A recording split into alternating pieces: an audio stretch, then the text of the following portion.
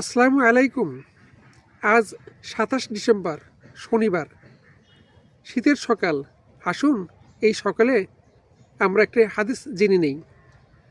হযরত আউফ ইবনে মালিক আশজাই রাদিয়াল্লাহু তাআলা আনহু কর্তৃক বর্ণিত, তিনি বলেন, আমি নবী সাল্লাল্লাহু আলাইহি সাল্লামকে জানাজার নামাজে এভাবে দোয়া করতে শুনেছি, হে আল্লাহ, তাকে ক্ষমা করে দাও ও তার প্রতি রহম করো, তাকে ত্রুটি মার্জনা করে বিপদমুক্ত করো, তার উত্তম আপ্যায়নের ব্যবস্থা করে তার আশ্রয়স্থলকে প্রশস্ত করে দাও, তাকে পানি, বরফ ও বৃষ্টি দ্বারা ধুয়ে মুছে দাও, তাকে পাপরাশি হতে এভাবে পরিষ্কার করে দাও যেভাবে সাদা কাপড়কে ময়লা হতে পরিষ্কার করা হয়, তাকে তার বর্তমান গৃহের পরিবর্তে আরও উত্তম গৃহ দান করো, তার পরিবার হতে উত্তম পরিবার দান করো, বর্তমান স্ত্রী অপেক্ষা উত্তম স্ত্রী প্রদান করো এবং তাকে কবরের ও জাহান্নামের আযাব হতে বাঁচাও।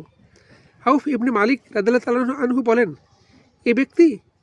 এই মৃত ব্যক্তির প্রতি রাসূলুল্লাহ সাল্লাল্লাহু আলাইহি ওয়াসাল্লামের এরূপ দোয়া দেখে আমার আকাঙ্ক্ষা হলো আমি যদি এই মৃত্যু ব্যক্তি হতাম। মুসলিম শরীফ হাদিস নম্বর 1852। আমরা অবশ্যই এই হাদিসের আলোকে মৃত্যু ব্যক্তির জন্য এরূপ দোয়া করব। আমিন।